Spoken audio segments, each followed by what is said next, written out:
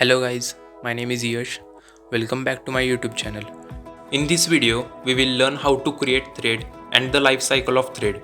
Hope you guys enjoyed this video. Also, if you have not subscribed to my channel, please subscribe so that you don't miss any updates.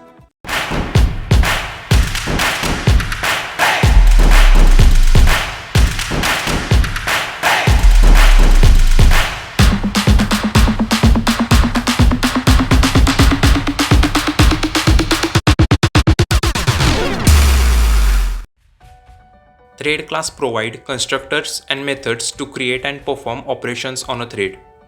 Thread class extends object class and implements runnable interface. These are commonly used constructors of thread class.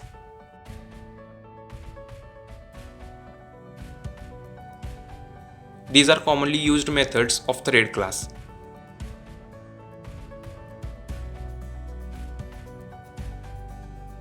Java lets you create a thread one of two ways: by implementing the runnable interface, by extending the thread class.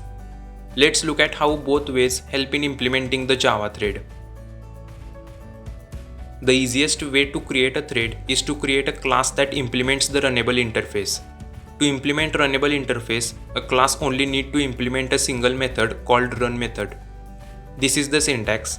Inside the run method, we will define the code that constitutes the new thread.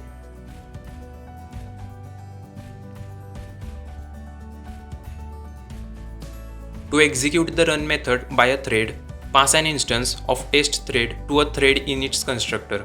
When the thread is started, it will call the run method of the test thread instance instead of executing its own run method. Output of this program is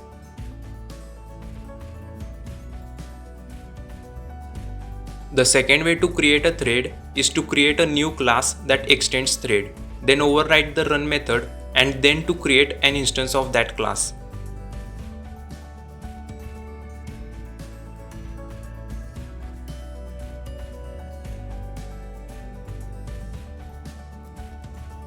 The run method is what is executed by the thread after you call start method.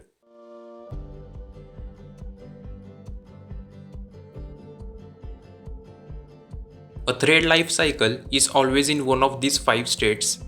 It can move from one state to another state. Each thread can be in one of the following 5 states: new, runnable, running, non-runnable, terminated. Let's understand each of these different states. A thread enters the new state when an object of a thread class is created, but the start method hasn't been called on it yet. In the new state, a thread is not considered alive as it's not a thread of execution. Once the start method is called on the thread, it leaves the new state and enters the next state.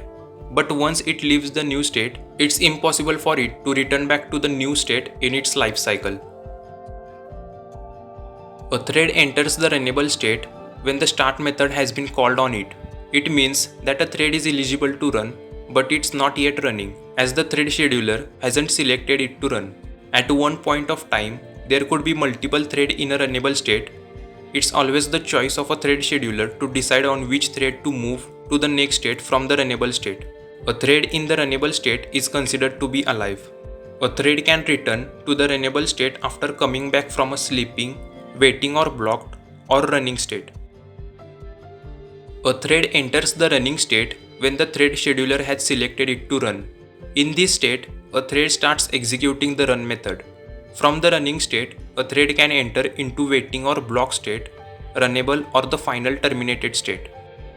A thread enters a non-runnable in these situations: when a thread has called the wait method on itself and it is waiting for the other thread to notify it or wake it up; when the method sleep is called on a thread, asking it to sleep for a duration; when a thread has called the join method on other thread, which makes the first thread wait until the other thread has finished its execution; when a thread is waiting for an input-output resource to be free.